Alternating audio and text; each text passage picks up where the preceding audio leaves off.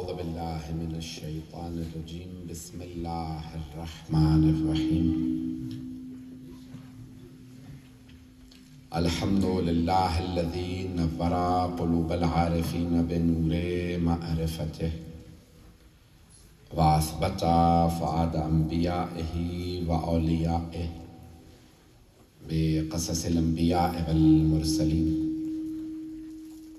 وأكمل إيمان المسلمين والمؤمنين بولاية علي أمير المؤمنين عليه السلام صلوات اللهم صل على محمد وعلى محمد والصلاة والسلام والتحية والإكرام على أفضل الموجودات العبد المؤيد والرسول المسدد المصطفى الأمجد المحمود الأحمد أعني أبا القاسم محمد اللهم صل على محمد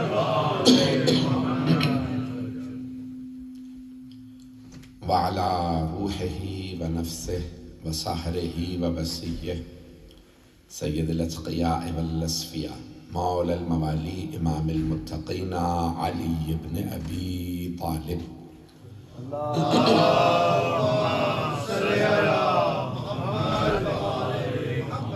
ہیٹنگ کم کریں وعلى أوصيائه لا سيما بقية الله في الأرضين وروحي وأرواح العالمين لتراب مقدمه الفدا واللعنة الدائمة على أعدائهم أجمعين من الآن إلى قيام يوم الدين أما بعد فقد قال الله الحكيم في كتابه الكريم بسم الله الرحمن الرحيم وما أفاء الله على رسوله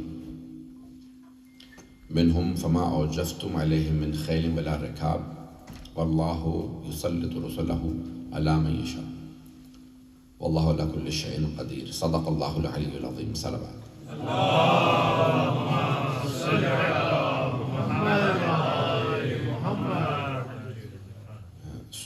التماس دعا کی گئی ہے بچی قومے میں ہے ظاہراً انگلینڈ میں کہا گیا جمانہ بطول اور دعا صحت کی گئی ہے سید اریان ندوی کے لیے اور سید علی حیدر کے لیے پروردگاران سب کو صحت کاملہ عاجلہ عنایت فرما حاضرین کی ہر بیماری پریشانی دور فرما جتنے افراد نے اہتمام کیا ان سب کی توفیقات میں اضافہ فرما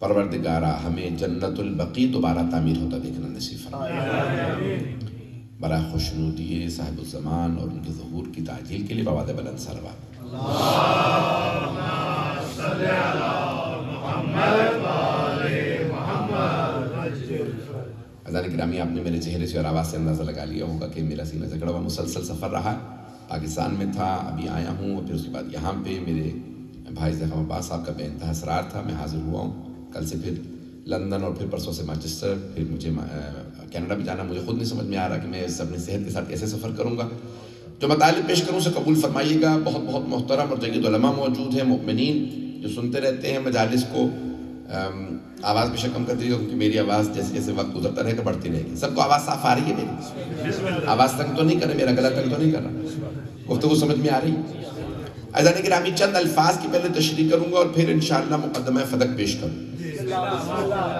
چند اصطلاحات کو سن لیجئے گا ایک ہے پہلا لفظ ہے انفال سورہ انفال بھی قرآن کریم میں انفال 8واں سورہ ہے سورہ فاتحہ بقرہ آل عمران نساء مائدہ انعام اعراف انفال توبہ سورہ انفال تو شیعہ عقیدہ یہ فقہ جعفری کے مطابق کہ یہ جتنی بھی چیزیں جن کا کوئی مالک نہیں ہے ان سب کے مالک نبی اور امام جیسے آج پہاڑ ہیں دریا ہیں سمندر ہیں ریگستان ہیں اب میں انگلش میں ترجمہ نہیں کروں گا میرے بھائی پہنچ رہے میرے بچے یہ گفتگو سمجھ میں آ رہی ہے بزرگ کو سمجھے ہوئے ہیں باتیں سمجھ میں آ رہی ہیں تو گرامی یہ سب انفال ہیں انفال کے مالک ہیں آج امام زمان علیہ السلام عزیزان گرامی مالک وہی ہو سکتا ہے جس کا ان چیزوں پہ تسلط ہو جن کی ولایت ہو جس کا کنٹرول ہی نہ ہو اس کی ولایت ہی نہ ہو وہ اس کی ملکیت کے لیے کیا فائدہ تو یہ سب چیزیں امام کی. ایک ہے لفظ انفال، دوسرا لفظ ہے مال غنیمت، غنائم. یہ عربی کی اصطلاحات ہیں، اردو میں استعمال کرتے ہیں. جب جنگ ہوتی ہے تو جنگ میں وار بوٹی کہا جاتا ہے انگریزی میں، کہ جو مال غنیمت ملتا ہے جنگ کرنے کے بعد جو کافروں سے مشرکین سے حاصل ہو اسے کہا جاتا ہے مال غنیمت. مثال کے طور پہ گھوڑے ملے، سونا ملا، جو کچھ ملا، جیسے خیبر میں ملا، وہ ہے مال غنیمت. جملے اگر میرے پہنچ رہا ہے تو جہاں جنگ ہو اور مسلمان گھوڑوں پہ سوار ہوں، جنگ کریں، تلواریں چلائیں، تیر چلائیں، نیزے چلائیں، تو آخر میں جو کچھ ملے گا وہ مال غنیمت ہے. رسول خدا کیا کرتے تھے؟ تمام افراد کو مال غنیمت تقسیم کرتے تھے، اور جو جنگ کرنے والے ہوتے تھے ان کا حصہ زیادہ ہوتا تھا. کچھ لوگ پہنچ گئے. حضرت گرامی مثال کے طور پہ جنہوں نے گھوڑوں پہ جنگ کی ان کا حصہ زیادہ، جو پیادہ تھے ان کا کام. اور پھر مثال کے طور پہ ایک عربی کی اصطلاح ہے، اگر کہیں گے تو ترجمہ کر دوں گا، پہلے عربی میں پیش کر دیتا ہوں، کہ جو افراد بعد الفتح، جنگ فتح ہونے کے بعد پہنچتے تھے، یا رسول اللہ میں بھی آ گیا ہوں، تو سرور کائنات اتنے کریم تھے، کبھی یہ نہیں کہتے تھے تم تو جنگ میں تھے نہیں، جنگ جیتنے کے بعد تم پہنچو نہیں، اتنے کریم تھے انہیں بھی حصہ دیتے تھے، اپنے حصے میں سے انہیں کچھ عطا کر دیتے تھے. پھر مولا علی سے کہتے تھے، اور سب سے زیادہ حصہ ہوتا تھا فاتح کا، جو جنگ جتواتا تھا، جس کی وجہ سے جنگ جیتی گئی، سب سے زیادہ حصہ اس ہستی کا. اور وہ کون ہوتے تھے؟ وہ مولا علی.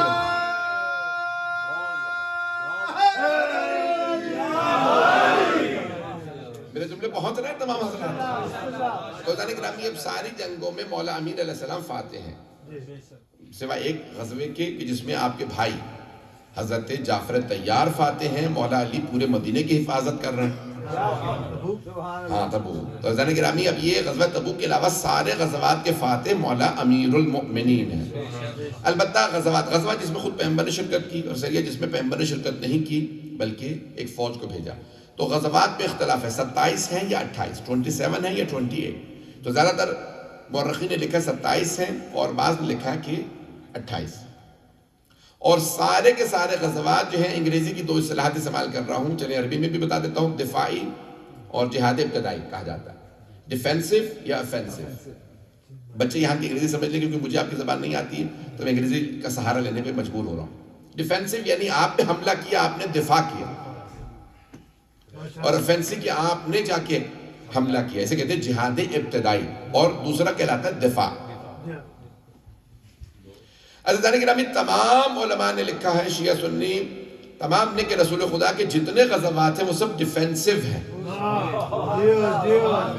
سارے آپ نے دفاع کیے سوائے ایک کے، سوائے غزوہ خیبر کے، کہ خیبر میں آپ نے جا کے حملہ کیا. میرا عقیدہ یہ ہے کہ نہیں، خیبر بھی دفاع، کیونکہ انہوں نے پہلے یہودیوں نے حملہ کیا اور مسلمانوں کو لوٹا. آپ نے خط لکھا، تم نے میرے ماننے والوں کو لوٹا، باز آ جاؤ. انہوں نے کہا یہ کیا کر لیں گے، ہمارے پاس اتنے بڑے بڑے پہلوان ہیں، مرحب، حارث، انتر، اتنے بڑے بڑے پہلوان، تو ایک محمد ہے، کیا کر لیں گے. اس زمانے میں اندازہ نہیں تھا. رسول اسلام نے دوسرا خط لکھا، باز آ جاؤ، میرے چاہنے والوں، میرے ماننے والوں کو مت لوٹنا. یہ فلسطین تو تھا نہیں، کہ جہاں پہ اتنی بڑی آبادی ہو کے بھی غیرت جو ہے وہ اس کا لوگوں نے اچار ڈال دیا. تو عزیزان گرامی اب جناب سرور کائنات غزوہ بنی نذیر کو دیکھیے، تمام غزوات کو دیکھیے. ایک اگر آپ اٹھا کے دیکھ لیجئے غزوہ بنی قینقاع یا یہودی، ایک بوڑھی خاتون، فقیر خاتون، جسے یہودیوں نے توہین اس کی اور رسول خدا نے انہیں وارننگ دی کہ اپنے تمام ان جوانوں کو میرے حوالے کرو جس کی توہین کی ہے، وہ میری ماننے والی. انہوں نے کیا کہا یہودیوں نے؟ ہم لوگ سرمایہ دار سمجھتے ہیں، ہم انویسٹرز ہیں، بڑے بڑے پیسے والے ہیں، ہم سرمایہ دار لوگ ہیں یہودی. اے محمد، اس فقیر خاتون کی خاطر ہمارے سرمایہ داروں کے بیٹوں کو آپ وارننگ مت دیجئے. رسول خدا نے کہا میں محمد ہوں، عدالت نافذ کروں گا. دوسری وارننگ دی آپ نے، اور پھر آپ وہاں چلے گئے. تو عزیزان گرامی خیبر میں بھی یہی ہوا ہے کہ رسول اسلام نے پہلے ان کو وارننگ دی ہے، کیونکہ انہوں نے لوٹا تھا. تو بہت سے لوگ کہتے ہیں نہیں خیبر میں رسول خدا گئے، لیکن میرا عقیدہ یہ ہے کہ وہ بھی دفاع ہے. اب علماء کرام موجود ہیں، میں زیادہ بحث نہیں کروں گا. تو عزیزان گرامی 2 اصطلاحات، ایک تو انفال میں نے آپ کے سامنے پیش کر دیا، دوسرا ہے مال غنیمت، غنائم، مال غنیمت. لوگ پہنچ رہے ہیں؟ عزیزان گرامی، اب یہ بیت المال کے مختلف جو ہیں وہ اصطلاحات ہیں. خمس ہے، پھر زکوٰۃ ہے، کفارات ہیں. مجھے اس میں نہیں جانا تفصیل میں. کفارات لوگ سمجھتے ہیں پینلٹیز، کہ جب آپ اگر کوئی گناہ کریں یا روزہ کھا لیں کچھ بھی، اس کا کوئی کفارہ دینا. تو یہ ساری چیزیں ہیں. زکوٰۃ ہے جیسے خمس ہے. اسی طرح سے ایک ہے فے. یہ یاد رہے گا سب کو؟ فے، فے یہ اور حمزہ، فے ان انگلش FAY، فے. چلیں ترجمہ کر لیں گے. اب یہ قرآن کریم کی میں مختلف آیات دیکھ رہا تھا، ابھی بھی دوبارہ اس کو ریوائز کر رہا تھا، کیونکہ سفر میں مجھے موقع نہیں ملتا تو میں ساتھ ساتھ جو تیاری کرتا رہتا ہوں کہ نئے نئے موضوعات اگر کوشش کروں. تو گرامی سورہ حشر کے اندر آیات ہے. آیت نمبر 6 ہے، 7 ہے، اور پھر اس کے بعد میں بھی آیات ہیں سورہ حشر کے اندر فے سے متعلق. تو میں نے ابھی دیکھا تو میں نے موضوع قرار دیا آیت نمبر 6 کو سورہ حشر. سورہ حشر 59 سورہ اور اس کی آیت نمبر 6. ابھی تک مجمع ہے میرے ساتھ؟ تو اللہ سبحانہ وتعالیٰ فرمایا مما، یعنی افا اللہ علی رسولہ، وہ جو اللہ اپنے رسول کو فے کے طور پہ دے دے. فما اوجفتم علیہ من خیل ولا رکاب. اب یہاں پہ مجھے زیادہ تفصیل میں نہیں جانا. تو عزیزان گرامی فے کیا ہے؟ اللہ خود ہی قرآن میں بتا رہا ہے. کیونکہ تم نہ گھوڑوں پہ سوار ہوئے، نہ اونٹوں پہ، نہ تم نے جنگ کی. تو کیونکہ تم نے جنگ نہیں کی ہے تو یہ مال غنیمت نہیں ہے، غنائم نہیں، فے ہے. ڈیفرنٹ سمجھ میں آ گیا؟ جہاں جنگ ہو جو کچھ ملے وہ مال غنیمت، اس میں سارے مسلمانوں کا حصہ. اور جہاں جنگ نہ ہو وہ فے ہے. عزیزان گرامی، جنگ ہوئی تھی خیبر میں. فاتح تھے امیر المؤمنین. 170 کلومیٹر ہے مدینے سے خیبر. وہاں سے جب واپس آ رہے تھے تو بنی نذیر راستے میں رکے فدق کے مقام پہ. تو عزیزان گرامی وہاں پہ جب آپ رکے راستے میں تو تقریباً یہ 2 گھنٹے کی ڈرائیو ہے مدینے سے. آج بھی تقریباً میں اندازے سے بتا رہا ہوں almost 2 hours ڈرائیو ہے. تو عزیزان گرامی اس مقام پہ جو یہودی تھے انہوں نے ایک مرتبہ سرور کائنات صلی اللہ علیہ وسلم کو آتا دیکھا. تو ان سب نے عرض کی کہ یا رسول اللہ ہم جنگ نہیں کریں گے، ہمیں پتہ چلا ہے کہ آپ کے ساتھ کوئی حیدر ہے جس نے خیبر فتح کیا، تو ہم جنگ نہیں کریں گے، ہم سرنڈر کر رہے ہیں، ہم آپ کی خدمت میں پیش کر رہے ہیں، یہ فدق آپ کا ہے. بنی نذیر نے پیش کر دیا اور آپ نے لے لیا. عزیزان گرامی وہیں آیت نازل ہوئی. اے میرے حبیب مسلمانوں سے کہہ دیجئے نہ تم گھوڑوں پہ سوار ہوئے، نہ تم اونٹوں پہ سوار ہوئے، نہ تم نے جنگ کی. جب تم نے جنگ ہی نہیں کی تو تمہارا اس میں حصہ نہیں. معاف اللہ علی رسول، یہ اللہ نے اپنے رسول کو فے کے طور پہ دیا. جہاں جنگ ہو مال غنیمت، جہاں جنگ نہ ہو فے. اب میرے جملے پہنچ گئے. تو باغ فدق ہے فے. عزیزان گرامی میں تفصیل میں نہیں جاؤں گا کتنا بڑا باغ تھا، لیکن اتنا سوچ لیجئے کہ اس سے پورا بجٹ آتا تھا جنگوں کا. اب آپ سوچ لیجئے. تو عزیزان گرامی اب وہ جیسے ہی رسول خدا پہ یہ آیت نازل ہوئی تو اب ابھی سفر ہی میں ہے، آپ مدینے واپس نہیں آئے. اور ایک اور آیت نازل ہو گئی اسی دوران، وَآتِ ذَا الْقُرْبَى حَقَّهُ. یہ فے میرے رسول کا اللہ نے اپنے رسول کو دے دیا. پھر اللہ نے فرمایا سورہ شورا کے اندر 42 سورہ کے اندر وَآتِ ذَا الْقُرْبَى حَقَّهُ، اپنے قرابت داروں کو ان کا حق دے دیجئے. نہیں سارا مجمع نہیں ہے، یہ نہیں کہا خمس دے دیجئے، ان کا حق دے دیجئے. جیسے ہی اللہ نے فرمایا کہ وَآتِ ذَا، اے میرے حبیب حق ادا کر دیجئے ان کا جو آپ کے قرابت دار ہیں. تو رسول اسلام نے دیکھا مجھ سے سب سے قریبی کون ہے؟ دیکھا فاطمہ.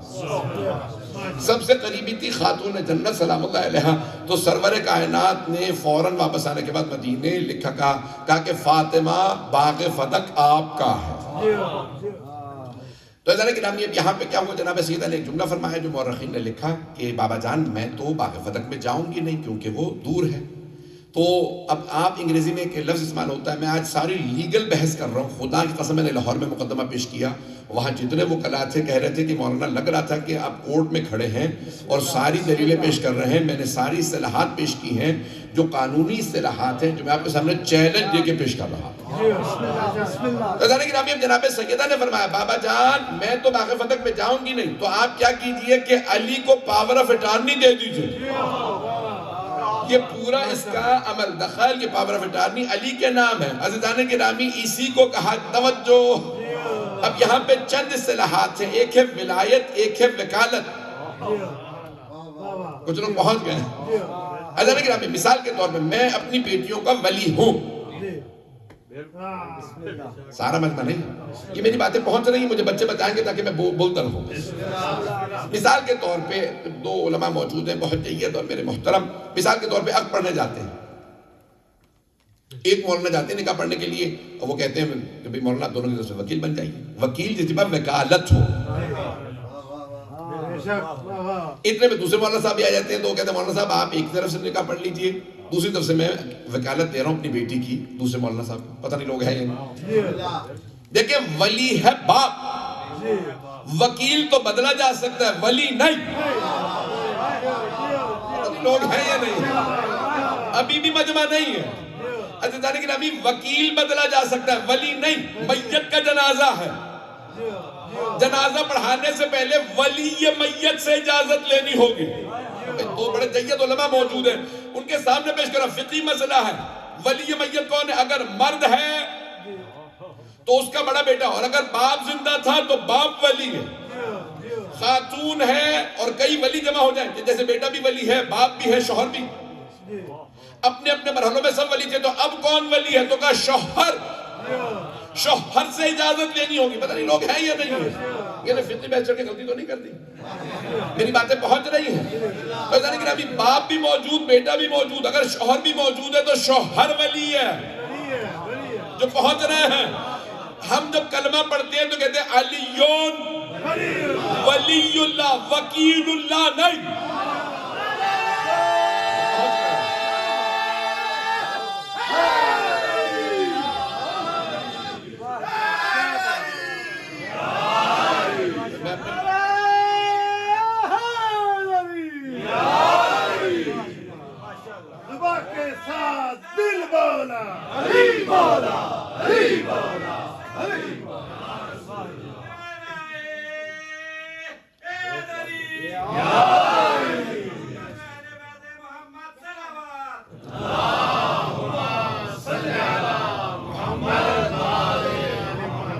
توجہ فرما رہے ہیں عزیزان گرامی, وکیل کے لیے اتنی سخت شرائط ہے. توجہ, مثال کے طور پہ کوئی آدمی کہتا تھا مولانا میرے بچے بھی چھوٹے ہیں, میں آپ کو وکیل بنا کے جا رہا ہوں, میرے بچوں کا خیال رکھیے گا. توجہ, میں ولی نہیں بن سکتا کیونکہ باپ نہیں ہوں. وکیل کی اتنی شرائط سوچے, ولی کی کتنی شرائط ہوگی. نہیں ہے مجمع. عزیزان گرامی, وکیل بدلا جا سکتا ہے, ولی نہیں. چلے میں جلدی سے آیت پڑھ دیتا ہوں تاکہ لوگ جو ابھی تک پریشان و متحیر ہیں ان کے لیے. یتوفاکم ملک الموت, اللہ کہہ رہا ہے تمہیں ملک الموت وفات دیتا ہے. الذی وکل بکم, جو تم پہ وکیل بنایا گیا. جسے چاہے ملک الموت اللہ کے حکم سے روح نکال کے وفات دے دے. جو وکیل ہے اللہ کا وہ اتنا پاورفل ہے, سوچیں جو ولی ہو.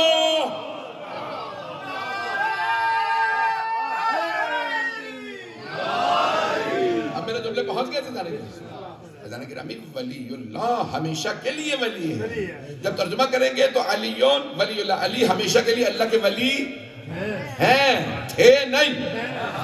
بھئی اتنے بڑے بڑے دو علماء کے سامنے میں جب ترجمہ کر رہا ہوں, دوبارہ سن لیجیے, لا الہ الا اللہ, کوئی معبود نہیں ہے سوائے اللہ کے. محمد الرسول اللہ, محمد اللہ کے رسول ہیں, تھے نہیں. وہ جو کہتے ہیں رسول مر گئے, ان سے کو کلمہ بدل لو. رسول محمد اللہ کے رسول ہیں, بڑی ذمہ داری سے ترجمہ کر رہا ہوں. علی ولی اللہ, جب بھی کوئی جس زمانے میں بھی پڑھے گا ترجمہ یہی کرے گا, علی اللہ کے ولی تھے نہیں. اسی لیے ہم بھی کہتے ہیں مردوں سے مدد مانگنا بدعت ہے, زندوں سے نہیں. زندہ ہے تو آپ کہہ رہے ہیں. میں یہ ساری تمہید باندھ رہا ہوں. تو جناب سیدہ نے کیا کیا, کہا کہ بھئی بابا جان میں وہاں نہیں جاؤں گی تو آپ یہ میں پاور اٹارنی دیتی ہوں علی بن ابی طالب کو, یہ اس کا لک آفٹر کریں گے, یہ اس کی دیکھ بھال کریں گے. تو جناب مولا کائنات نے کہا یا رسول اللہ آپ تحریر میں لکھ لیجیے.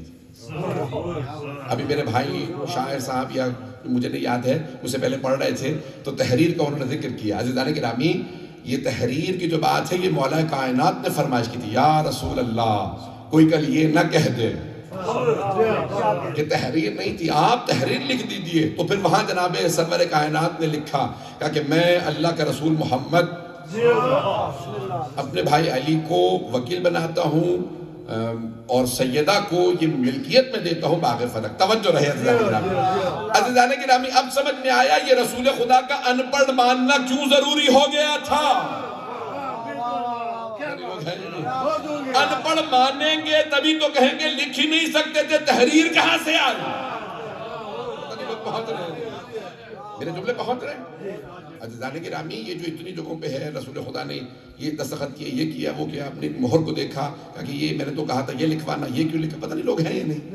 عزیزان گرامی اتنے مقامات پہ اور خود ان پڑھ ہونا خود ایک نقص ہے, ڈیفیشنسی ہے, اور رسول خدا کمال پہ فائز ہیں, پرفیکٹ ہیں. تو ممکن ہی نہیں ہے کہ انہیں لکھنا پڑنا. اور رسول خدا کی ایک حدیث جلدی سے پیش کر دوں, شیعہ سنی دونوں کتابوں میں فقہ کے باب میں ایک حدیث نبوی ہے, میری امت کا جو بھی مسلمان تجارت کرنا چاہتا ہے یعنی بزنس کرنا چاہتا ہے اسے 3 کام ضروری ہیں. نمبر 1 لکھنا پڑھنا ضرور سیکھے, نمبر 2 حلال و حرام سیکھے, نمبر 3 حساب کتاب سیکھے. حساب کتاب سیکھے گا تو خمس و زکوٰۃ کا حساب کرے گا, حلال و حرام سیکھے گا تو حرام سے بچے گا, اور لکھنا پڑھنا سیکھے گا تو یہ سارے کام سیکھے گا.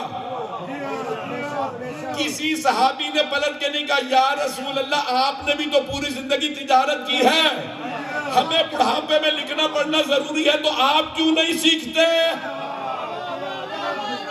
میرے بچے بہت رہے میرے بھائی, اتنی شدید الفاظ میں رسول خدا کی تاکید, لکھنا پڑھنا ضرور سیکھو. حضرت گرامی جب آپ کو لکھنا پڑھنا ضروری ہے تو کیسے ممکن ہے کہ رسول خدا سب کو تاکید کر رہے ہو. میں تفصیل میں نہیں جا رہا. حضرت گرامی یہاں مولا کائنات نے کیا کیا. اب آئیے ذرا تیسرا قانون بھی دے دوں, اسے انگریزی میں کہتے ہیں لا آف پوزیشن. اس کو پوری دنیا میں برٹش نے عام کیا, لیکن برٹش نے کہیں نہیں لکھا کہ یہ ہم نے اسلام سے چرایا. پتہ نہیں لوگ پہنچ رہے ہیں. میرے ایک دوست ہیں انہوں نے پی ایچ ڈی کی ہے برٹش لا پہ, اور وہ کہتے ہیں کہ 80% جو برٹش لا ہے 2 طرح ہے نا, ہمارا کرمنل لا ہے اور ایک ہے کانڈکٹ لا, یعنی اس کو کہتے ہیں کہ سول میٹرز. تو ایک کرمنل اور سول, وہ کہتے ہیں 80% سول میٹرز کا جتنا بھی قانون ہے وہ اسلام سے چرایا ہے. اور آکسفورڈ یونیورسٹی ہماری سب سے اہم یونیورسٹی مانی جاتی ہے برطانیہ کی, اس کا جو لنکن اسکول ہے جو لا کا سب سے مشہور بیرسٹری کا, وہاں پہ جس آدمی نے 600 سال پہلے کتاب لکھی اس نے جملے لکھے ہیں, محمد از اے لا گیور, قانون دینے والی ہستی کا نام محمد مصطفیٰ. کتنے لوگ ہیں میں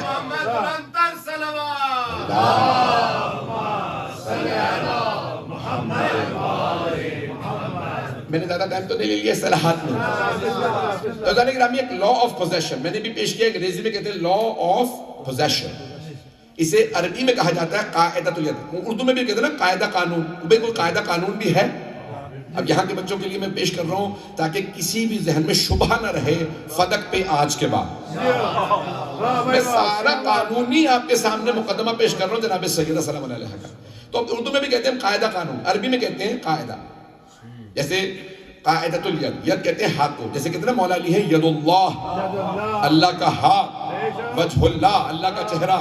تو عزیزان گرامی اب یہ قاعدۃ الید ہے کہ جس کے پاس پوزیشن ہے, جس کے ہاتھ میں. مثال کے طور پہ یہ انگوٹھی میرے پاس ہے, مجھے پوری بھی آ رہی ہے, اس کا مطلب ہے میری.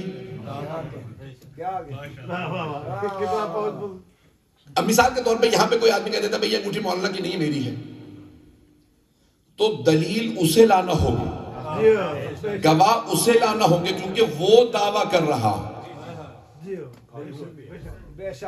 یہ دنیا کا بھی قانون ہے اور اسلام کا. البینۃ علی المدعی, دعویٰ کرنے والے پہ بینہ یعنی گواہی ضروری ہے. گواہی کون لائے گا؟ جو دعویٰ کرے گا. The claimant has to bring the proof. جو آدمی کلیم ڈالے گا وہ لے کے آئے گا پروف. عزیزان گرامی توجہ رہے میرے ساتھ. عزیزان گرامی اب یہ قاعدۃ الید, جناب سیدہ کو جب یہ خبر ملی کہ بھئی باغ فتح میرا ہے, میرے پاس ہے, کون کام کر رہا ہے وہاں پہ؟ بی بی کے حاری, کسان, فارمرز وہاں کام کر رہا ہے. وہ سب آتے ہیں گھر اور آ کے دروازہ دستک دیتے ہیں, جناب سیدہ دروازے پہ آتی ہیں. کیا بات ہے؟ السلام علیکم بنت رسول اللہ, بنت رسالت آپ پہ سلام. وعلیکم السلام. کہا بی بی ہمیں باغ فتح سے نکال دیا گیا. کس نے نکالا؟ حکومت. اب میں بڑے محتاط انداز سے پیش کر رہا ہوں, جو پہنچتے جائیں گے وہ پہنچتے جائیں, جو نہیں پہنچیں گے پھر ان کی اپنی قسمت. تو کہا کس نے نکالا؟ حکومت, گورنمنٹ. گورنمنٹ کس کی جو بھی ہے آپ کے ذہنوں میں؟ کہا میں گورنمنٹ نے نکال دیا. کیوں؟ پتہ نہیں، انہوں نے بس ہمیں مارا، وہاں سے لوگوں نے نکال دیا. آپ کے باغ پہ قبضہ ہو گیا. کس کا؟ حکومت. میں جتنا کھل کے پڑھ سکتا ہوں پڑھ. حکومت کا قبضہ ہو گیا. اب آپ کا باغ فتق نہیں تھا، انہوں نے ہمیں نکال دیا. بس ٹھیک ہے، آپ لوگ جا سکتے ہیں. مولا باغ میں گئے ہوئے ہیں، کسی اور باغ میں، کیونکہ مولا یہ نہیں تھا کہ صرف ایک باغ فتق تھا، جائیداد مولا کی بہت تھی. مولا خود تاجر تھے، مولا کے اپنے باغات تھے، کسان یعنی زمینیں تھیں. تو ایک مرتبہ جناب سیدہ کو خبر ملی، بی بی نے پورے مدینے میں اپنی ناراضگی کا اظہار کیا. فوراً مسجد میں نہیں آئی، جو لوگ پہنچ رہے ہیں ان پہ سلام. بی بی نے پہلے ساری خواتین کو بلایا، لیڈیز کو بلایا، اپنے خاندان کی، مدینے کی مہاجر انصار کی خواتین کو بولا میں راضی نہیں ہوں، جو ہوا میں راضی نہیں ہوں. پورے مدینے میں بات پھیل گئی، سیدہ ناراض ہے. میرے جملے پہنچ رہے ہیں. ایسا نہیں کہ ابھی دیکھیں، آپ ایک فوراً جب کورٹ میں کیس لے جائیں تو کوئی آدمی کہہ سکتا ہے نا، ایک دفعہ وارننگ تو دے دیتے مجھے بتاتے تو صحیح. جو لوگ پہنچ رہے ہیں، سیدہ سلام اللہ علیہ نے کیا کیا؟ بی بی نے پورے مدینے پہ پہلے بات کو پھیلایا، میں راضی نہیں ہوں، جو ہوا ہے وہ ظلم. جو امیر المؤمنین کے ساتھ ہوا، جو علی کے ساتھ ہوا وہ ظلم تھا، جو میرے ساتھ ہوا وہ بھی ظلم ہے. جب مدینے میں بات پھیل گئی، بی بی نے اپنے خاندان کی خواتین کو بلایا، میرے ساتھ چلو، مجھے مسجد جانا. اب میں یہاں پہ پہنچا ہوں 20 منٹ ہوئے، آدھا گھنٹہ بلکہ ہو گیا. میں سوچ رہا ہوں کہ میں مکمل کر پاؤں گا، پورا پڑھوں، پورا مکمل کروں. تو ایسا نہیں کہ میں اصل میں مسلسل قبا بدل لی، کبھی اس میں رومال اس میں رہ گیا، تو جو جملے پیش کر رہا ہوں. عزیزان گرامی، جناب خاتون جنت نے ایک مرتبہ مسجد تشریف لائی اور اپنے ساری کی ساری جو کزنز، یہ خاندان کی سیکنڈ تھرڈ کزنز جتنی بھی تھی خاندان، ان کو جمع کی. بی بی پردے کی بہت زیادہ پابند تھی. اس کے باوجود بی بی نہیں چاہتی تھی کہ جب میں مسجد میں آؤں تو لوگ مجھے پردے میں بھی دیکھیں. جو لوگ پہنچ رہے ہیں، یہ عظمت ہے جناب خاتون جنت. تو بی بی نے چاروں طرف اپنے خاندان کی خواتین کو جمع کیا. بنی ہاشم کی کا میرے ساتھ چل آئیں. جب بی بی تشریف لائیں ایک مرتبہ، اب میں نے ساری صلاح جلیلی پیش کی ہے، اگر کوئی رہ جائے تو آگے جا کے ذرا توجہ کر لیجیے گا. جب بی بی تشریف لائیں تو ایک مرتبہ جو صحابیات ہیں، صحابہ جمع ہے صحابی یعنی مرد، صحابیات یعنی لیڈیز. صحابیات کہتی ہیں جب جناب سیدہ آ رہی تھی لگ رہا تھا خود رسول خدا آ رہا ہے. جناب سیدہ بالکل ایسے چلتی تھی، بازوؤں کو سمیٹ کے، ابا کو سمیٹ کے، جیسے رسول خدا چلتے تھے. اور جس طرح جب رسول خدا آ رہے ہوتے تھے، مشرکین و کفار کہتے تھے لگتا ہے نور مجسم آ رہا ہے. رسول خدا ایک چلتی ہوئی لائٹ تھے، نور تھے، چہرے پہ نور تھا. آپ کے کالے سے رنگ کی ابا لیتے تھے، اس میں سے بھی نور نکلتا. عزیزان گرامی، صحابیات کہتی ہیں جب جناب سیدہ آ رہی تھی، ہر بی بی کہتی تھی لگتا ہے خود رسول خدا آ رہا ہے. چلنے کا انداز، بی بی کے چہرہ رسول خدا سے ملتا تھا. جناب بی بی سیدہ کی سیدھی نہ بالکل رسول خدا کی آنکھیں وہی رسول خدا کی خود جیسی آنکھیں تھی. تو اب ایک مرتبہ جناب خاتون جنت تشریف لائیں، چاروں طرف برقع لے رکھا، پورے بدن کو ڈھانپا ہوا. بی بی نے ہاتھوں آئیں اور ایک مرتبہ یہ خطبے کے ابتدائی جملے سن لیجیے. پورا خطبہ نہیں پڑھ سکتا، اس کے لیے پورا اشرہ چاہیے، بلکہ شاید 2-3 اشرے چاہیے ہوں. جلدی جلدی پیش کروں. میں آج تک کتنے میں نے اشرے پڑھے ہیں، میں نے پورا خطبہ بی بی کا نہیں سنا ہے. آج تک میں نے پورا خطبہ بی بی کا نہیں پڑھا. پورا خطبہ یعنی اگر میں تو تیز بولتا ہوں، بی بی آرام آرام سے بات کرتی تھی، یعنی کم از کم بھی 2.5 ساڑھے 3 گھنٹے کا خطبہ ہے. میں جو بولتا ہوں یہ 13-14 صفحے بنتے ہیں، 18-20 صفحوں میں خاتون جنت کا خطبہ ہے. عزیزان گرامی، بی بی نے شروع کیا، الحمدللہ علی ما انعم ولہ الشکر علی ما الہم. تعریف اس خدا کی جس نے جو نعمتیں ہم آل محمد کو عطا کی کسی کو نہیں، اس نے جو ہم پہ الہام کیا کسی پہ نہیں. بی بی اللہ کی حمد بدل آتی ہیں، پھر کہتی ہیں پورے حجاز میں، پورے عرب میں تاریکی تھی، ظلمت تھی، ڈارکنس تھی، اندھیرا تھا. اللہ نے ایک نور بھیجا، نور کا نام محمد ہے. اے عرب کے لوگوں، تمہیں نجس پاک کی تمیز نہیں تھی، تمہیں پتہ نہیں تھا کیا پاک ہے کیا نجس ہے. وہ جو گودالوں میں، اب یہاں پہ تو بچے نہیں سمجھیں گے، ہمارے ملکوں میں جائیں نا تو افریقہ میں، ایشیا میں، ہمارے ملکوں میں گڑے بن جاتے ہیں، اسے گودال کہتے ہیں، فارسی میں اردو میں گودال. زمین میں جو پھٹلز ہوتے ہیں، انگلش میں پھٹل کہتے ہیں. تو جب پانی کچی زمین میں کیا ہوتا ہے کہ جیسی بارش ہوگی تو جگہ جگہ پانی کھڑا ہوتا ہے. بی بی فرماتی ہیں وہ جو گودالوں میں پانی جمع ہو جاتا تھا جسے اونٹ اور بکریاں پیتی تھی، تم وہیں سے پانی پی لیا کرتے تھے. میرے بابا نے تمہیں بتایا پاک پانی کیا ہوتا ہے، تمہیں تمیز نہیں تھی کسی چیز کی. میرے بابا نے تمہیں قرآن سکھایا، میرے بابا نے تمہیں نماز سکھائی، میرے بابا نے تمہیں روزے بتائے، میرے بابا نے تمہیں سکھایا زکوٰۃ، خمس کیا ہوتا ہے، جہاد کیا ہوتا ہے. عزیزان گرامی، خاتون جنت نے تمام احکام کا فلسفہ بیان کیا. اب تفصیل کا وقت نہیں کہ میں اس کو بیان نہیں کر سکتا. وَجَعَلَ الصَّلَاةَ تَنزِيهًا عَنِ الْكِبْرِ. اب یہ صرف ایک جملے کی تشریح کر رہا ہوں. اللہ نے نماز کو اس لیے بھیجا تاکہ تکبر سے بچائے. نماز تکبر سے بچاتی ہے، کیونکہ جو جھکنا سیکھ لے اکڑتا نہیں. پتہ نہیں لوگ پہنچ رہے نہیں پہنچ رہے. بی بی نے تمام کے تمام احکام کا فلسفہ بیان کیا. روزہ کیوں اللہ نے بھیجا، حج کو کیوں بھیجا، سب چیزوں کو، زکوٰۃ، سب چیزوں کو بیان کیا. بی بی نے سارے مجمع کا خطاب کرتے ہوئے ایک مرتبہ اب مجمع سے بی بی نے خطاب کیا جو منبر پہ صاحب حکومت، جس نے حکومت لے رکھی تھی، ایک مرتبہ بی بی نے خطاب کیا اور بی بی نے ایک جملہ کہا، یبن ابی قحافہ. بی بی نے دیکھیں انداز خاتون جنت کا عجیب ہے کہ بی بی نے اس کے باپ کا نام لے کے اسم میں، یبن ابی قحافہ، اے ابو قحافہ کے بیٹے، لقد شئت جین فریا، تم اسلام میں بدعتیں ڈال رہے ہو. پتہ نہیں لوگ ہیں کیا بات ہے، تم قرآن و سنت کو بھلا کے بدعتیں ڈال رہے ہو. یہ مشرکین کی عادت تھی، بیٹیوں سے حق چھین لیتے تھے. پتہ نہیں کہ پہنچ رہے ہیں میرے بھائی، میرے بچے اگر پہنچ جائیں.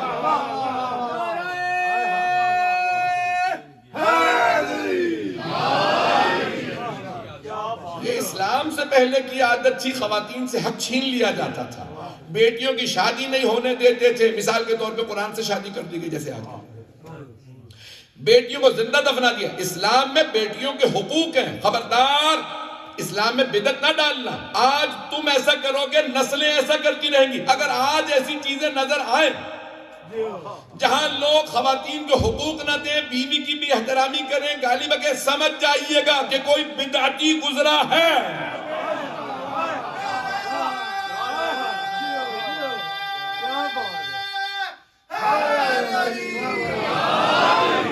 میرے جملے پہنچ رہے تھے، میں بہت معذرت چاہتا ہوں، میں سب جملوں میں کہہ رہا ہوں. حضرت گرامی، خاتون جنت نے اس انداز سے شروع کیا، کہا کہ باغ فتح میرا ہے، تم نے کیوں وہاں سے میرے افراد کو نکالا؟ کہا کہ نہیں، باغ فتح آپ کا نہیں ہے. بی بی نے کہا نہیں، باغ فتح میرا. اگر آپ کا ہے تو آپ گواہ لے آئیے. توجہ سارے مجمع میں. تو اب جناب سیدہ نے فرمایا کہ بھئی مجھے تو گواہوں کی ضرورت نہیں ہے، میرے بابا نے قانون دیا، قاعدۃ الید، جو شے جس کے پاس ہو اس کی ہے. میں نے ابھی پہلے پیش کیا تھا، برٹش نے اس قانون کو عام کیا، رسول خدا لا آف پوزیشن. میرے پاس ہے، تو نے قبضہ کیا ہے، اگر تو کہتا ہے میرا نہیں ہے تو تو گواہ لا. پتہ نہیں میرے جملے پہنچ رہے ہیں نہیں، لوگ ہیں. حضرت گرامی جناب سیدہ نے فرمایا مجھے گواہوں کی ضرورت نہیں ہے، میرے تو پاس ہے، تم نے چھینا ہے، تم کہتے ہو میرا نہیں ہے، تم گواہ لاؤ. کہ نہیں، اب تو میں نے لے لیا، ہم نے چھین لیا، اب آپ کے پاس نہیں ہے تو ہمارے قبضے میں آ گیا، تو گواہ آپ لائیں گے.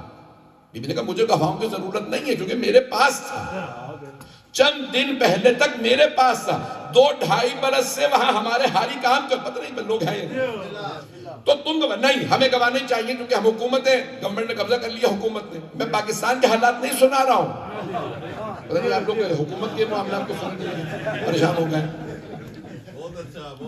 کچھ لوگ پہنچ گئے ہیں، باقی لوگ ایف آئی آر کروا کے پہنچیں گے. ہوتا ہے نا پاکستان کے اندر، جو گورنمنٹ میں آ جاتا ہے وہ کہتا ہے سب کچھ چھین لو، چلے رہنے. اللہ اکبر، یا رسول اللہ، یا علی، کیا بات ہے. ویک ڈیز ہے، میں پریشان ہو رہا ہوں کہ میں نے 45 منٹ تو پڑھ دیا بھی، میں نے مضمون چھیڑا بھی نہیں کہ ساری صلاحات میں ٹائم گزر گیا. جلدی جلدی کوشش کروں گا مکمل کروں. عزیزان گرامی، جناب سیدہ نے فرمایا مجھے گواہوں کی ضرورت نہیں، گواہوں کی تجھے ضرورت ہے، تو نے قبضہ کیا.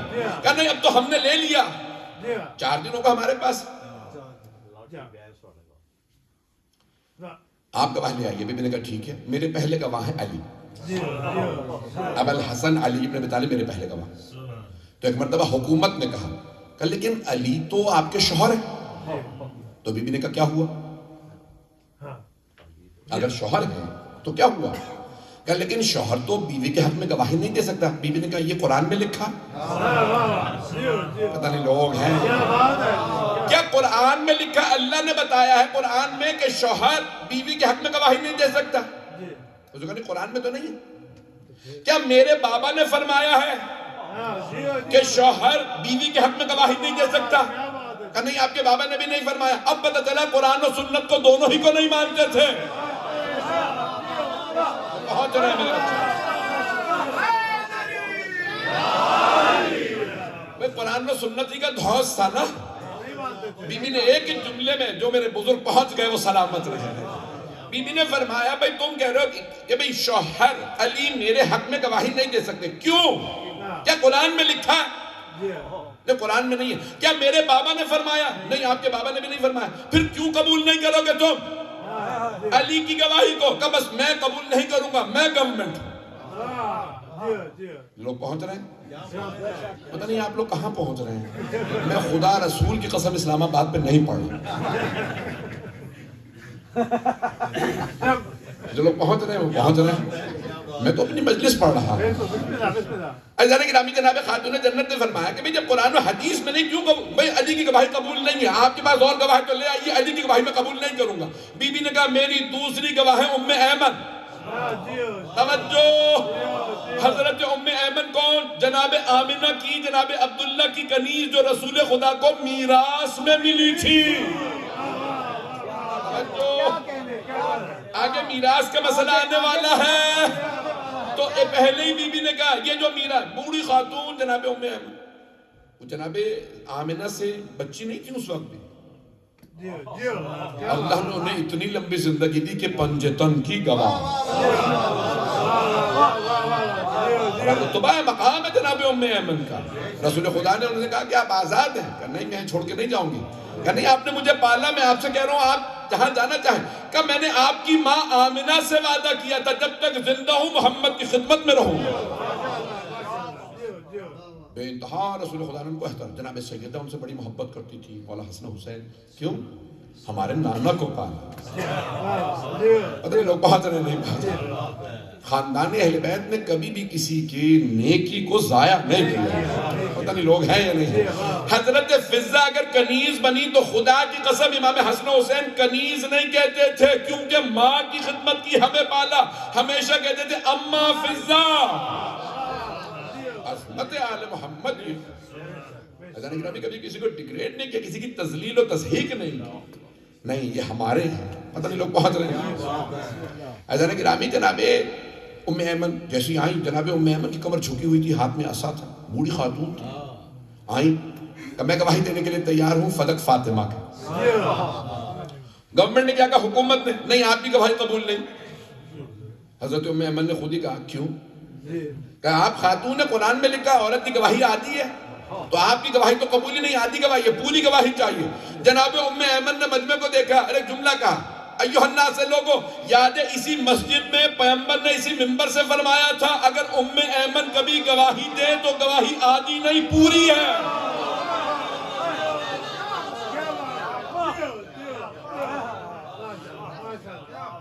سارا مجمع خاموش رہا. جب سب خاموش رہے تو جناب ام ایمن نے فرمایا تم سب کی خاموشی بتا رہی ہے سب کو یاد ہے. جب پہنچ گئے ان پہ سلام.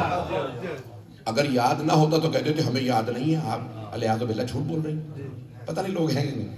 جناب ام ایمن نے فرمایا اسی مسجد میں پیغمبر نے اسی منبر سے سارے مجمع میں میرے سے فرمایا تھا اگر کبھی ام ایمن, کیونکہ میری ولادت کی گواہ, پنجتن میں سے 4 کی گواہ حضرت ام ایمن.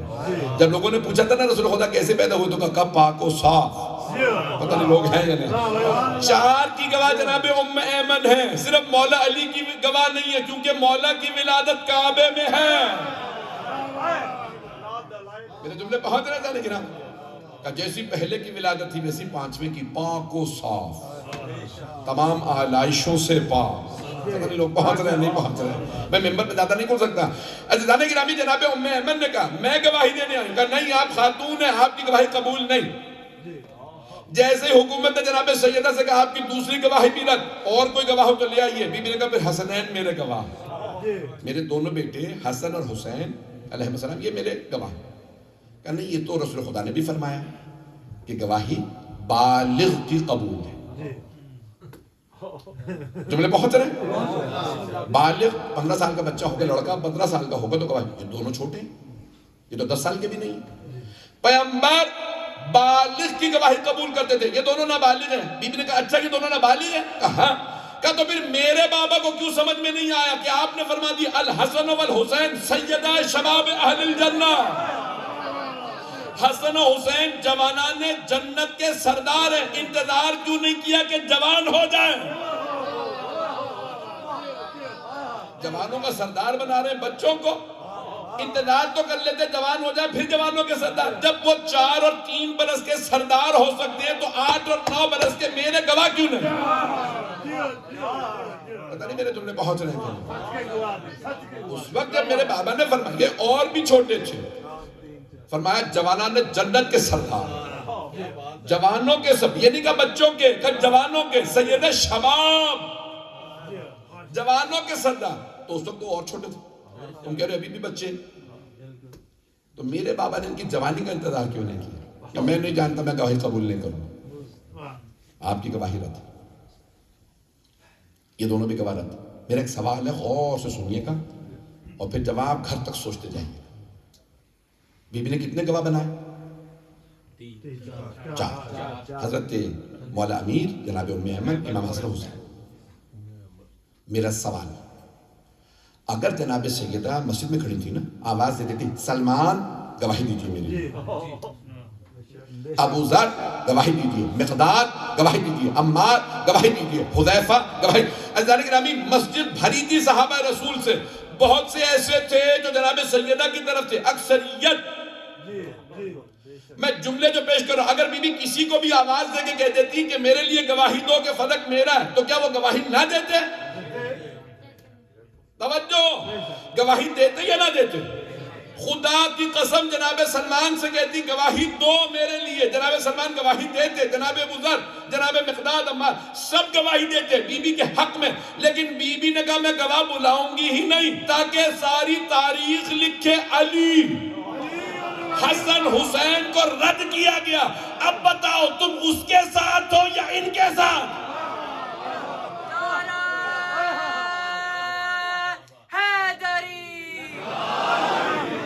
خدا کی قسم نہیں.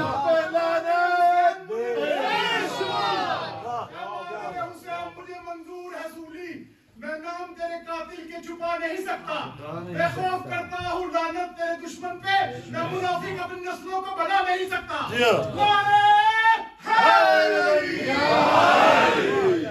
توجہ فرما رہے ہیں. خدا کی قسم میں نے کسی کتاب سے نہیں لیا, بڑی محنت کر کے سوچ کے پیش کیا. یہ امام کی عطا ہے جو پیش کر رہا ہوں. عزیزان گرامی, عزیزان گرامی میں نے کوشش کی ہے علماء کی موجودگی میں پیش کر رہا ہوں. اگر بی بی کسی سے بھی کہہ دیتی سب گواہی دیتے, بی بی نے کہا گواہ نہیں چاہیے.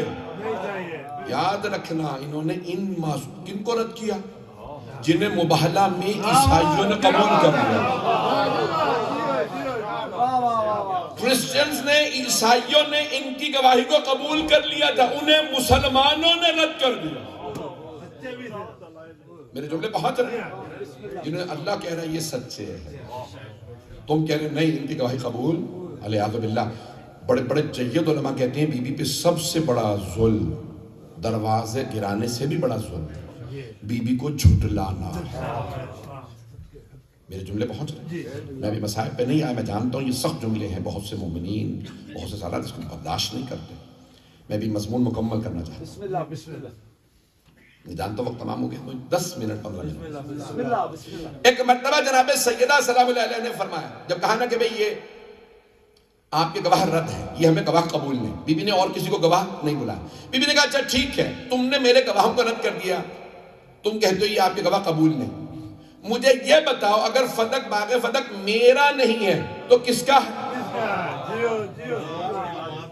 جو پہنچ رہے ہیں. میں پورا مقدمہ لڑ رہا ہوں, قانون کی زبان پیش کر رہا ہوں. بھئی کوئی بھی ایک پراپرٹی ہے, کوئی تو مالک ہے. تم کہتے ہو یہ باغ فدق میرا نہیں, یہ بتاؤ میرا نہیں تو کس کا ہے؟ تو حکومت کے جو اس وقت حاکم, انہوں نے کہا کہ رسول خدا کا. کچھ لوگ پہنچ گئے، سارا مجمع نہیں، تو یہ کہنا تھا اور وہ پھنس گئے۔ ایک مرتبہ جناب سیدہ نے سوال کیا، ٹھیک ہے تم نے میرے تو سارے وٹنسز کو، میرے گواہوں کو، میرے شہود کو تم نے رد کر دیا، آپ کی گواہیاں شاہد سب رد ہیں، ان کی گواہی قبول نہیں، آپ کا نہیں ہے۔ بی بی نے کہا اچھا میرا نہیں ہے نا، یہ بتا دو کس کا ہے باغ فتح؟ کہا رسول خدا کا۔ اچھا یہ مانتے ہو رسول خدا کا؟ کہا اچھا اگر رسول خدا کا تو میں ان کی وارثہ۔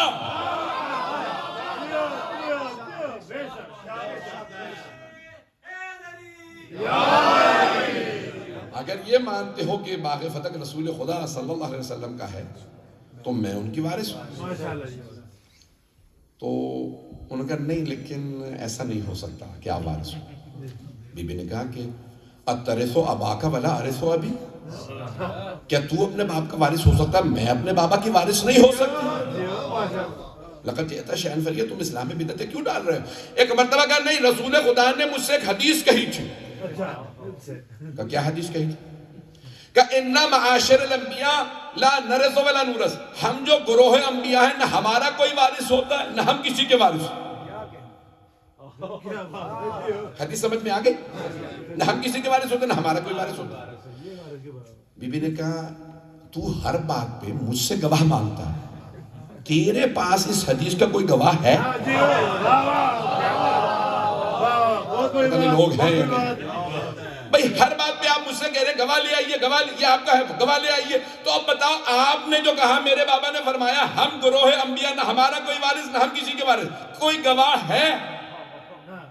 انہوں نے کہا نہیں گواہ تو نہیں ہے، رسول خدا نے تنہائی میں کہہ دیا تھا، مجھے اکیلے بٹھا کے کہا تھا تو میں گواہ کہاں سے لاؤں؟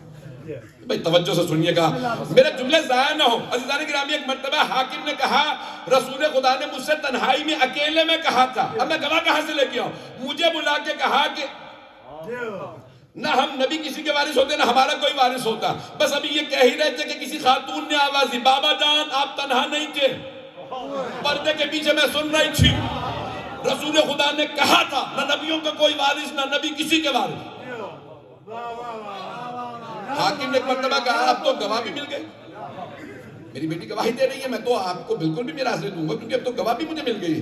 عزیزان گرامی کیا ہوا، کل جنہوں نے گواہی دی تھی سیدہ کے خلاف، اسی بی بی نے کہا میرے باپ کو میری میراث میں پیغمبر کے گھر میں دفنا دو۔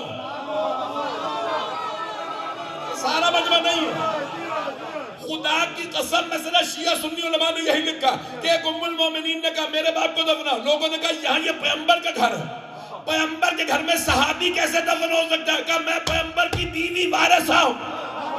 امام حسن نے مجتبہ کھڑے ہو گئے، کہا نانی اماں آپ نے تو میری ماں کے خلاف گواہی دی تھی، بیٹیاں وارث نہیں ہوتی، جب بیٹی وارث نہیں تو بیوی۔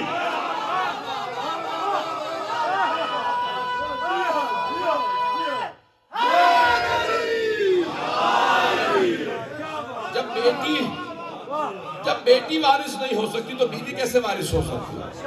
مجمع ہے میرے ساتھ؟ مجمع ہے یا نہیں ہے؟ جو پہنچ رہے ان پہ سلام۔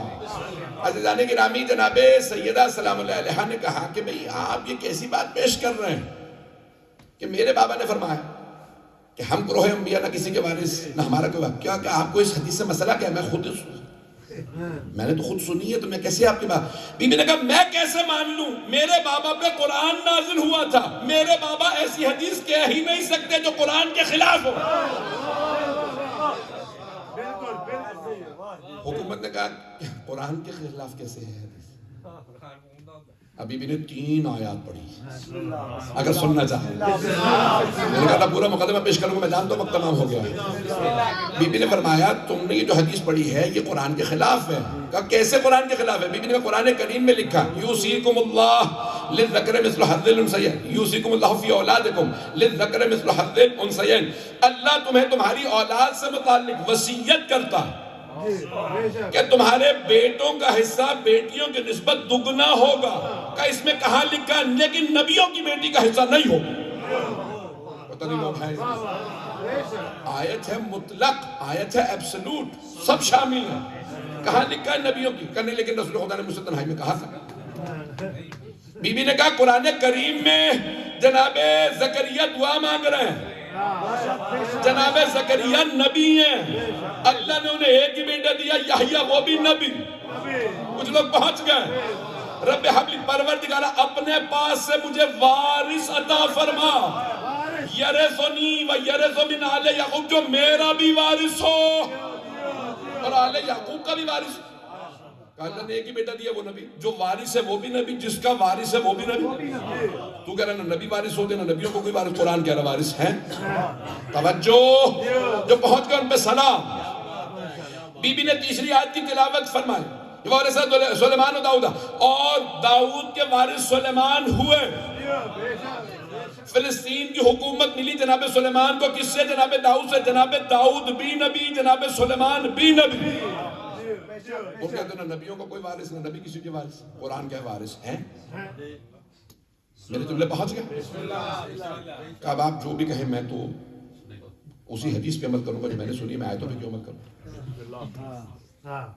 لوگ پہنچ رہے ہیں نہیں پہنچ رہے. میرا ایک سوال، ایک دوسرا سوال، میری بڑی اس پہ محنت ہے، یہ پڑھ دوں؟ دیکھیں، میری میراث کا تعلق میرے بچوں سے، میرے ہمسایوں محلے والوں سے تو نہیں. کچھ لوگ پہنچ گئے. عزیزان گرامی، جناب سرور کائنات کی میراث ہے،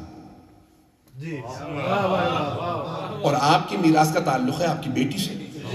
آپ کے 3 بیٹے تھے، تینوں بچپن میں انتقال کر گئے. توجہ، بس ایک ہی بیٹی ہے. تو اب رسول خدا کی میراث کا تعلق ہے آپ کی بیٹی سے. ایک ہی وارث ہے. توجہ، بیٹی سے متعلق ہے، اور آپ ہمسایوں کو بتا کے جا رہے ہیں. کچھ لوگ پہنچ گئے، باقی پریشان ہیں. بھائی سارا مجمع نہیں ہے. دیکھیں، رسول خدا کی میراث کا تعلق ہے آپ کی وارث سے، آپ کی بیٹی سے. تو رسول خدا کو کس سے فرمانا چاہیے تھا؟ جناب سیدہ سے. بھئی یہ بیٹی آپ میرے بعد باغ فتح کا مطالبہ نہ کیجئے گا، یہ شیعہ پاگل ہے، لعنتیں کرتے رہیں گے.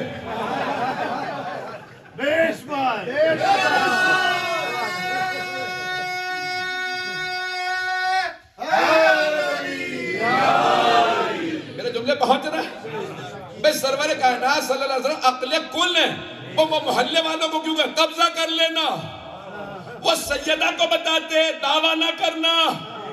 یہ شیعہ لعنتیں کریں گے، دعویٰ نہ کرنا. بھئی سیدہ کو بتائے بغیر محلے والوں سے کہنا قبضہ کر لینا، آگے میں سنبھال لوں گا. میں اتنی بڑی دلیل دے رہا ہوں. عزیزان گرامی، بہت بڑا جرم ہے جناب سرور کائنات کی بارگاہ کہ لوگ کہیں گے جی محلے والوں کو بتا دیا قبضہ کر لینا، سیدہ کو بتایا ہی نہیں، یہ کلیم نہ کرنا. میری ایک جگہ پہ مناظرہ ہو رہا تھا، میں نے کہا بھی بتائیے کون حق پہ تھا؟ کہیں گے دونوں. تو میں نے ان سے پوچھا کیسے دونوں حق پہ تھے؟ سیدہ بھی اور کہنے لگے سیدہ حق پہ تھی کیونکہ وہ کہہ رہی تھی میری میراث بنتی ہے، قرآن کی روح سے صحیح تھی. تو میں نے وہ کیسے حق پہ تھے؟ کیونکہ انہیں رسول خدا نے بتا دیا تھا کہ قبضہ کر لینا، یعنی گورنمنٹ کے حصے میں لے لینا. اللہ کچھ دے نہ دے، عقل ضرور دے. العقل دلیل المومن. چھٹے امام فرماتے ہیں الکافی میں مومن کی سب سے بڑی دلیل کا نام عقل.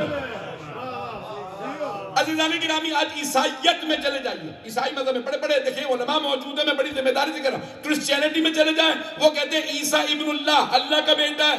عقل سے نہ سوچنا، محبت سے سوچنا، سمجھ میں آ جائے. کہتے ہیں یا نہیں؟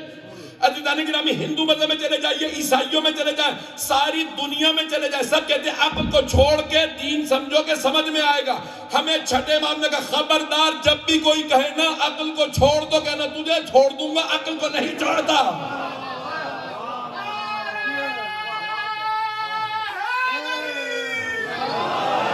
میرے جملے پہنچ رہے ہیں یا نہیں؟ عزیزان گرامی، جناب سیدہ نے فرمایا کیسی بات کر رہے ہو؟ میرے بابا ایسی بات کیسے کہہ سکتے جو قرآن کے خلاف؟ کیا کہ نہیں میں میراث نہیں دوں گا کیونکہ پیغمبر اسلام ہے. بی بی نے 3 آیات کی تلاوت کی. بی بی نے کہا ٹھیک ہے، تم میراث بھی نہیں مانگتے، خمس کو مانتے ہو؟ ہاں خمس کو مانتا ہوں. تو بی بی نے کہا خمس کا حقدار کون ہے؟ توجہ، اہل بیت. کہا میں کون ہوں؟ کہا آپ اہل بیت میں سے. کہا پھر میرا حق بنتا ہے؟ کہا نہیں، آپ کے سارے مقدمے رد ہیں. میں تفصیل میں نہیں جاؤں گا وہاں پہ کیونکہ مسائل کا وقت ہے. تو بی بی کے ایک مرتبہ آہ بلند ہو. آنسو بہنے لگے اور بیوی نے جملہ کہا, تم نے آج میرا مقدمہ رد کر دیا, لیکن یاد رکھنا یہ مقدمہ ختم نہیں ہوا, یہ کیس ختم نہیں ہوا.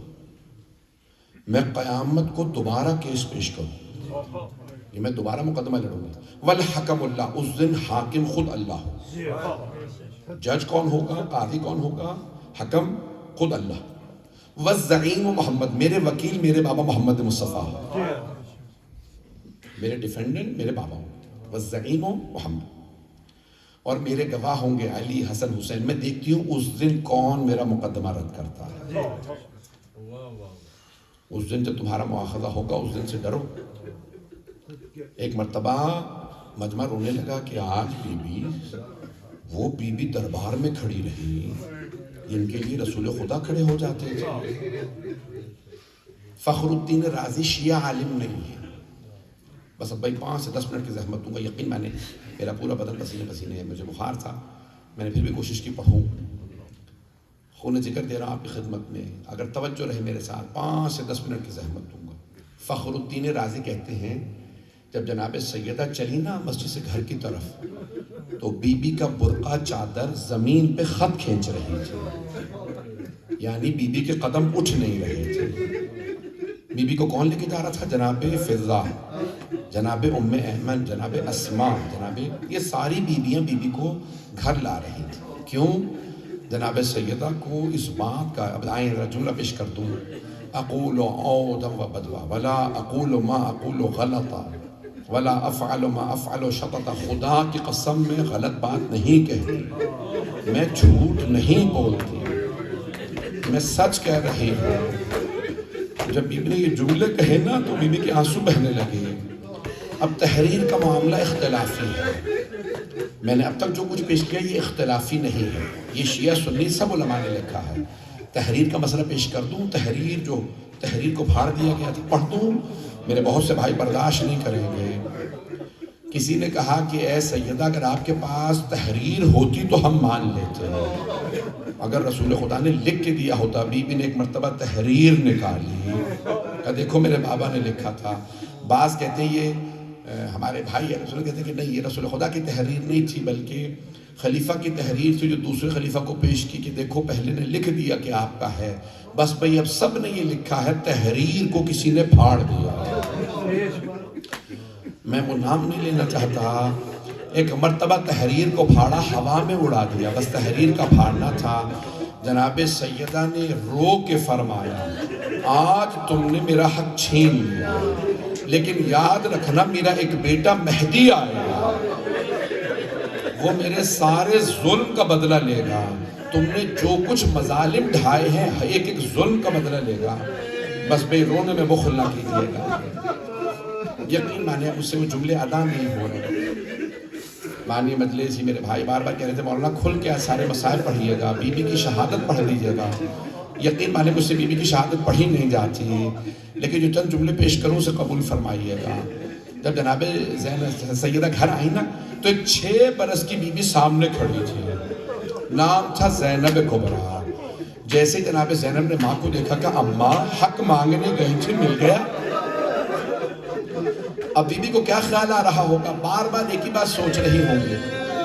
میرے بابا نے فرمایا تھا سیدہ آپ بھی دربار جائیں گی, آپ کی بیٹی بھی دربار جائیں گی,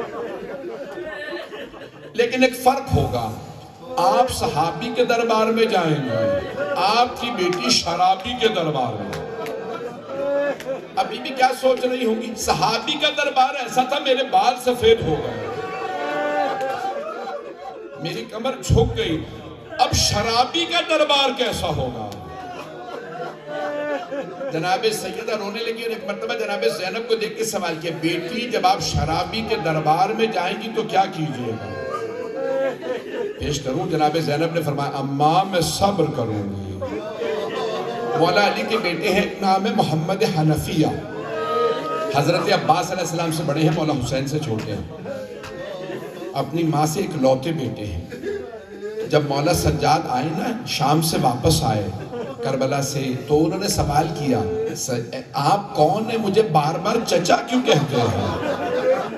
تو مولا سجاد نے فرمایا چچا آپ نے پہچانا نہیں، میں علی ابن حسین، چچا میں زین العابدین، میں سید سجاد۔ تو جناب محمد حنفیہ نے کہا سجاد آپ 24 برس کے جوان ہیں، یہ آپ کی داڑھی سفید کیسے ہو گئی؟ تو مولا سجاد نے فرمایا چچا آپ نے صرف سنا علی کی بیٹیاں شرابی کے دربار میں، چچا آپ گھوڑے سے گر گئے، چچا میں دربار میں کھڑا تھا جب یزید اشارے کر کر کے پوچھتا تھا ان میں زینب کون ہے؟ اجرکم اللہ، اجرکم اللہ۔ بس میں آج پڑھ نہیں سکوں گا، میں وہ جملے پڑھنا نہیں چاہتا کہ جب لوگ دروازے پہ آگ لے کے آئے۔ آپ جانتے ہیں بہت بڑے ایک خطیب، عالم، ذاکر، واعظ امام حسین علیہ السلام، امام حسن کو خواب میں دیکھتے ہیں۔ مولا حسن نے سوال کیا اے شیخ، اے ذاکر، تم میرے رونے والوں کو ہر امام کے سخت ترین مصائب سناتے ہیں، میرے سخت ترین مصائب کیوں نہیں پڑھتے؟ کہا مولا میں آپ کے رونے والوں کو بتاتا ہوں، ایک ہی تو امام ہے جن کے جگر کے ٹکڑے باہر آ گئے تھے۔ مولا نے فرمایا نہیں یہ میرا سب سے سخت مصائب نہیں ہے۔ کہا مولا میں آپ کے رونے والوں کو یہ بھی بتاتا ہوں، ایک ہی تو امام ہے جن کا تابوت گھر واپس آ گیا۔ مولا نے فرمایا نہیں یہ بھی میرا سب سے سخت مصائب نہیں ہے۔ کہا مولا میں آپ کے رونے والوں کو یہ بھی بتاتا ہوں، لاشے میں 70 تیر لگے تھے۔ مولا نے فرمایا نہیں یہ بھی میرا سب سے سخت مصائب نہیں۔ کہا پھر مولا میں نہیں جانتا آپ کا سب سے سخت مصائب کون سا ہے؟ امام نے فرمایا، وہ خطیب کہتے ہیں، مولا امام حسن مجتبیٰ نے فرمایا میرے رونے والوں سے کہنا مدینہ شہر تھا، شہر کی ایک گلی تھی، گلی میں دروازہ تھا، دروازے پہ آگ لگی تھی، جلتے ہوئے دروازے کے پیچھے حسن مجتبیٰ کی ماں کھڑی تھی۔ میرے رونے والوں سے کہنا جب دروازہ گرا حسن مجتبیٰ دیکھ رہے،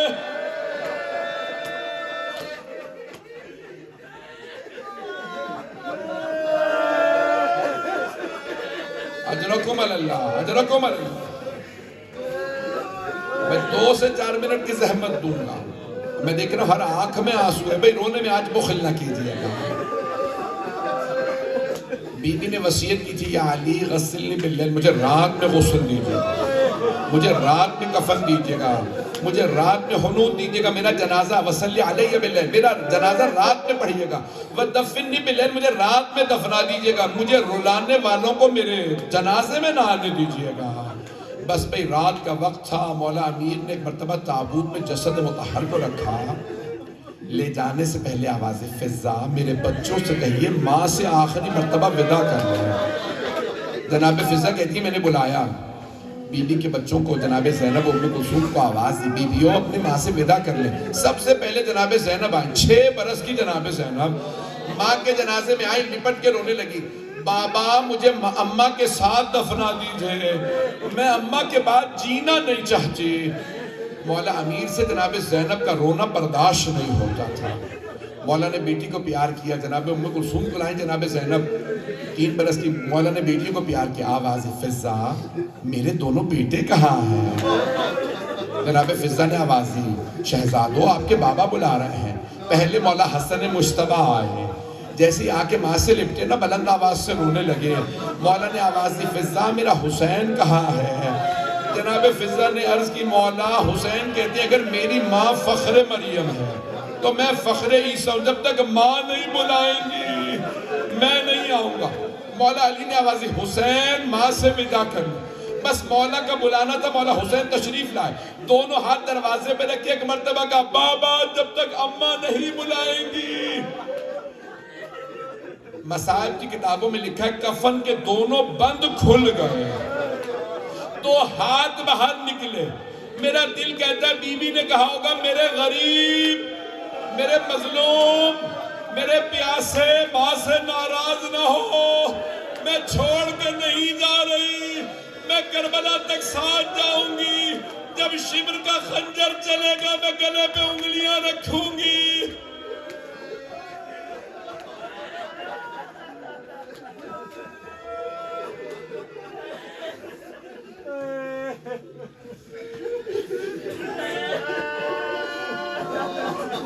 میں یہی تمام کر دیتا ہوں۔ مقتل میں لکھا کہ ایک مرتبہ حضرت جبرائیل علیہ السلام نازل ہوئے۔ آخری جملہ سن لیجئے، اب مجھ سے پڑھانے جا رہا، آپ سے سنانے جا رہا۔ حضرت جبرائیل علیہ السلام نازل ہوئے، کہا یا علی، اللہ فرما رہا ہے حسنین کو سیدہ سے جدا کر۔ ملائکہ کی صفوں میں ہلچل ہے، فرشتوں نے عبادت چھوڑ دی، پروردگارہ تو نے کن کی ماں کو اٹھا لیا؟ میں ایک سوال کروں آپ سے، مولا نے کتنے ناز سے بیٹوں کو ماں سے جدا کیا ہوگا؟ پتہ نہیں میں یہ جملہ پہنچا پایا یا نہیں۔ مولا نے بڑے ناز سے، بڑی محبت سے بیٹوں کو ماں سے جدا کیا۔ میرے بیٹوں اپنی ماں سے جدا ہو جا، بڑے پیار سے۔ اب آئیے ذرا شام غریبہ میں، جب جناب سکینہ باپ سے لپٹی، کسی ملعون نے تماچا،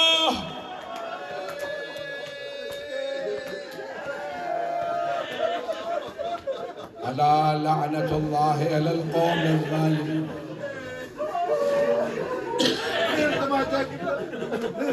پڑھتا ہوں بھی پڑھتا ہوں۔ وَسَيَعْلَمُ الَّذِينَ ظَلَمُوا أَيَّ مُنقَلِبٍ يَنقَلِبُونَ۔ خدا گواہ ہے، جتنا میں مختصر کر سکتا تھا میں نے مختصر کیا۔ میں دیکھ رہا ہوں ابھی تک آنکھوں میں آنسو ہے۔ ایک سوال کروں آپ سے، آپ سب نے مصائب صرف سنے ہیں نا؟ آپ نے دیکھا تو کچھ نہیں۔ ہائے جناب زینب کبریٰ، کبھی نانا کا جنازہ، کبھی ماں، کبھی بھائیوں کا باپ۔ اجرکم اللہ، اجرکم اللہ۔ بھائی ہاتھوں کو بلند کیجئے گا، میرا وعدہ ہر آنکھ میں آنسو ہوگا۔ رات کی تنہائی میں مولا نے تابوت اٹھایا۔ اختلاف ہے کہ کتنے لوگ جنازے میں تھے، پڑھ دوں یہ؟ بعض نے، میرے بھائی کہہ رہے نہ پڑھے آگے، 7 لوگ جنازے میں تھے۔ کائنات کی ملکہ اور جنازے میں صرف 7 لوگ۔ ایک نے لکھا نہیں 11 تھے، شہید تصغیب نے لکھا 14 افراد تھے۔ اگر دیکھ سکے تو ہاتھوں کو بلند کر کے دیکھیے گا۔ رات کی تنہائی میں سب سے آگے مولا نے کاندھا دیا، جناب سلمان و ابوذر، مقداد و عمار، جناب عقیل، یہ چند افراد جنازے میں۔ حسنین، اچانک مولا نے آواز دی، بیٹا حسن، مجھے جنازے کے پیچھے آہٹ محسوس ہو رہی، کوئی جنازے کے پیچھے آ رہا ہے۔ مولا حسن نے فرمایا ہاں بابا، زینب آ رہی ہے۔ مولا نے کہا بیٹا حسن، میری غیرت برداشت نہیں کرتی، زینب جنازے میں آئے۔ میں کہوں گا مولا رات کا وقت ہے، ماں کا جنازہ، باپ کا سایہ، بھائیوں کا ساتھ، سر پہ چادر ہے۔ مولا آنے نہ دیجئے، مدینہ شہر ہے۔ مولا جب کوفے کا بازار ہوگا، شام کا بازار، ہاتھوں میں پتھر، باغیوں کے نعرے، اجرکم اللہ، پروردگارہ صاحب الزمان کے ظہور میں تعجیل فرما، دشمنان اہل بیت کو نیست و نابود فرما، جنت البقیع، جنت معلیٰ دوبارہ تعمیر ہوتا دیکھنا نصیب فرما، ہمارے مقامات مقدسہ کی حفاظت فرما، پروردگارہ عراق و شام کے، ایران کے روضوں کی حفاظت فرما، پاکستان کے حالات خراب، ہندوستان میں، افغانستان، ایران، عراق، شام، بحرین، یمن، سوڈان میں، افریقہ کے ممالک میں سب کی حفاظت فرما، اس امام برکہ کو ترقی عنایت فرما، علماء کرام، مومنین اعظام، پڑھنے والے، سننے والے، بانیان، سب کی توفیقات میں اضافہ فرما۔ آپ جانتے ہیں نا کہ جب قبر میں جنازہ اتارا جاتا ہے تو کوئی جنازہ دینے والا ہوتا ہے، کوئی قبر میں جنازہ لینے والا ہوتا ہے۔ حسنین چھوٹے تھے، باقی سب نامحرم تھے۔ مولا امین نے جسد مطہر ہاتھوں پہ اٹھایا۔ نہج البلاغہ کا خطبہ نمبر 202 جا کے پڑھیے گا، بڑے سخت ترین الفاظ ہیں۔ وَأَمَّا اللَّيَالِ فَمُصَحَّدُونَ، مولا فرماتے السلام علیکہ یا رسول اللہ، عنی وعن صفیتکا، یا رسول خدا آپ پہ سلام، میری طرف سے اور آپ کی بیٹی کی طرف سے۔ یا رسول اللہ اپنی امانت واپس لے لیجیے۔